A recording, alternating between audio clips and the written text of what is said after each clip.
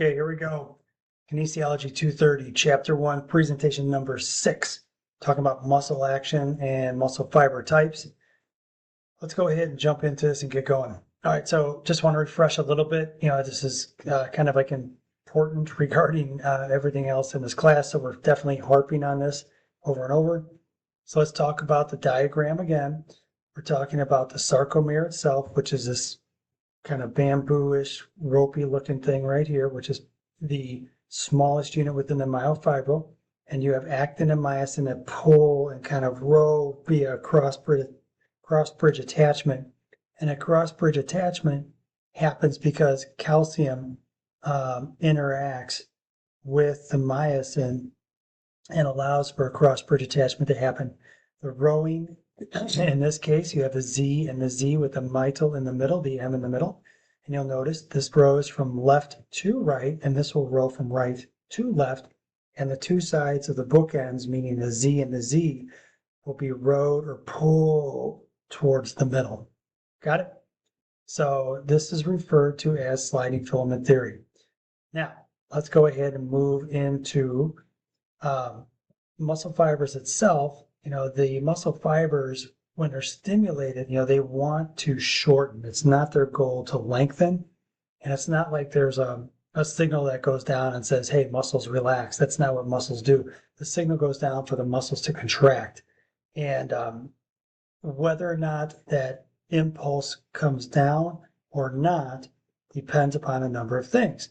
But the long and short of it is, like we mentioned, the cross bridges are trying to pull the actin towards the center. So it's pulling the two Z's towards the M line, and it's the actin that are attached to those Z's, and that's in that isotropic area. Because resistance is acting upon the muscle fibers, there can be times when cross bridges can't move the actin, or the actin moves away from the M lines. Now this would be very much, if you break it down, you'd have a contraction that happens where the Z's are coming together. That would be a concentric. When you have a contraction where the Z's can't move anymore and those cross bridges can't pull anymore, isometric. When you have a contraction, and your muscles are working, but you have this too much weight and the bar keeps weighing you down, it starts pulling the Z's away from each other. Got it? You get it? That's right, it's eccentric. So those three main contractions that you often see in the exercise science realm, isometric, concentric, eccentric, those three, you can kind of break it down to how the Z is moving relative to the M. Can the cross bridges pull and close that gap? Concentric. Are they fighting and they can't move anymore? Isometric. Are they fighting, but the muscle is getting longer and longer and longer, even though it's trying to contract? Eccentric. So you kind of can start correlating what goes on in the gym to what's actually happening on a microscopic level. And with that, the book kind of goes into detail when you talk about, the force provided being greater than the resistance. Well, okay, got it. When the force provided by my muscles is greater than the resistance being offered, I can curl the dumbbell up. When the dumbbell is too heavy for me, the actin is moving away from the M line, and we know the resistance is too great. Isometric is when I'm contracting and I can't move that bar anymore. And so it's kind of an equilibrium point. And again, it gets down to the point of how the Z's are moving relative to the M. And, in our parlance, when we work out in the gym, we'll do concentric, eccentric, and isometric.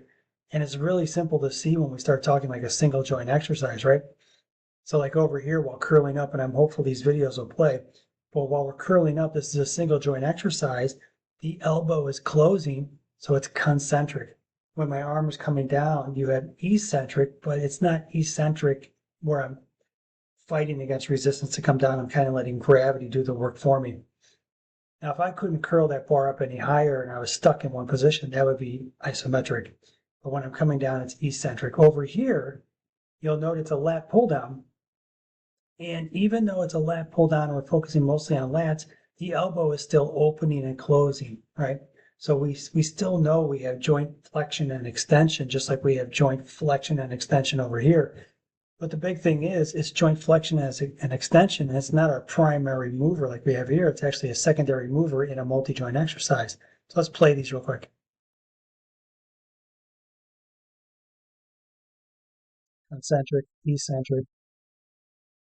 And if we look at that and think of it in terms of M concentric, Z's being pulled to M concentric, and then the bars coming down, the M's are moving away. The Z's are moving closer, the Z's are moving away. The Z's are moving closer, the Z's are moving away. Concentric, eccentric, concentric, eccentric. I'll play it again. Together, together. And it becomes really easy to see on a single joint exercise that process. This one's a little bit longer, but it's still, watch the elbow. Concentric, eccentric, concentric, eccentric, concentric, eccentric in the bicep when I'm doing a lat pull down. Very much the Z's are moving to the M, the Z's are moving away from the M, the Z's are moving to the M, the Z's are moving away from the M. Sometimes it's hard to see when you're in that multi-joint, but when you look at it, it's more complex when you start talking about multi-joint movement patterns, or when we start talking about just athletic movement in general, running down court, shooting a basketball, running across the field, catching a baseball, running across a court, and doing a cross-court shot in tennis. I mean, you can just think of any number of different activities, and you have this kind of multiple joint movement pattern that's kind of hard to analyze, but when you get down to its basics, it becomes very much this Z to M. Z moves away from M, at a real cellular level. Oh, you're watching me again. So with delayed onset muscle soreness, this is something that is usually tied to eccentric muscle actions, and this is because delayed onset muscle soreness and eccentric action is this. If you do eccentric loading, where you have an overload on the eccentric side, we're generally stronger on the eccentric sides because of the cross bridge attachments and how they tie together.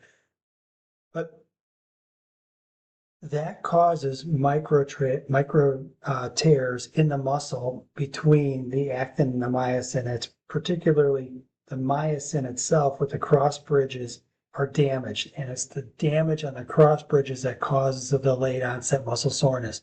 If you don't believe me, just do like a real heavy eccentric loading workout, and I'll tell you, you'll be sore the next day.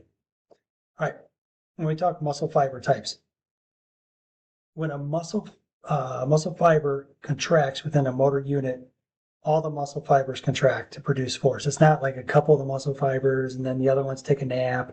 Some are half on, some are half off. No.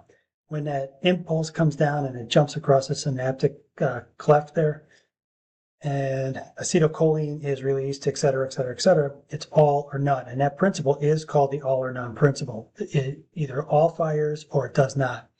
And they all follow the sliding filament theory, and it's all fired by a nerve impulse, but not all muscle fiber is identical. Even though we've talked at length about here, we have this muscle belly and we have the different components of it all the way down to the actin and the myosin, not all muscle is the same. You have different types of muscle that have greater oxidative capacity or less oxidative capacity. And muscle fibers that have, say, like large and numerous mitochondria, they're surrounded by capillaries, and that's kind of what you saw, in the actual diagrams where you saw the mitochondria, which is where the ATP is created. And ATP is created very easily with oxygen, but you don't get the same yield without oxygen. So, muscle fibers that have a high oxidative capacity, have a large amount of myoglobin to deliver oxygen from the muscles to the membrane to the mitochondria. And very much like everything else we've talked about, it's kind of like a domino effect. And it's not just one domino falls, but it's boom, boom, boom, boom, boom. You have high oxidative capacity, a large amount of myoglobin, and you can deliver oxygen to the cell membrane, into the mitochondria, right? It's not like it's just a one-step process. And this is another one that I would probably read through and really kind of wrap myself around, because, with muscle fibers, you have ATP. It's kind of based on ATP ACE. And there's different types of ATP ACE available that are different. And it's kind of, in terms of like a limiting factor or supporting factor, being able to create ATP, and ATP is adenosine triphosphate. That's your primary energy source for being able to have muscle contraction. So when you have a greater ATP ACE, you have a higher rate of shortening, and you have a lower rate of shortening. And really what you're looking at is, when you have varying amounts of ATP ACE, it will affect the maximal shortening velocity of the muscle fiber. So some muscle fibers will have a faster or quicker shortening process than others. And then you also have the ability to create, in some cases, more ATP or less ATP based upon if it's an aerobic or anaerobic activity, which is another conversation for another chapter. But for right now, just realize that the amount of ATP ACE will affect the maximal shortening velocity of the muscle fiber, and that's represented here in this passage. I would urge you to take a moment to kind of read through that. Just get myself out of the way here. So with muscle fibers, you have this shortening velocity, right? But muscle fiber, can produce different amounts of force relative to the size of the actual motor unit itself. And you have these two contractile characteristics of muscle. And it's the maximal force production and also fiber efficiency. And I broke these out because I thought these were pretty good here. In addition to maximal shortening velocity, two other contractile characteristics of muscle are maximal force production and fiber efficiency. For example, fibers may differ in the amount of force they produce relative to their size or cross-sectional area. This is referred to as specific tension. Fibers may also be described based upon efficiency. An efficient fiber is able to produce more work with a given expenditure of ATP. So let's go back to that ATP ACE conversation, where some muscles have ability to create more ATP based off the ATP ACE that they have. But if the muscles are not efficient in their ability to use the ATP, you now have an inefficient muscle that has to work harder at a predetermined level of ATP. So it's a little bit about efficiency as well when you talk muscle contraction. So you have three main fiber types: type 1, type 2A, type 2X. Type 1, slow oxidative, slow twitch. They have very high oxidative capacity and fatigue resistance. I think what I was talking about before, those can actually create ATP aerobically. Then you have type 2A, which is usually referred to as FOG, fast oxidative glycolytic, FOG, kind of moderate oxidative anaerobic capacity. Then you have type 2X, which is very fast glycolytic, purely anaerobic, and very highly fatigable. And those are kind of on a spectrum, and no like deltoid or quadricep per se is all type 2X or type 1 muscle fiber.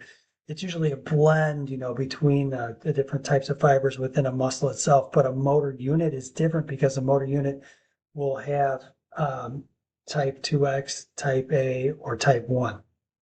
All right, I'm going to jump out of this and move on to the next presentation.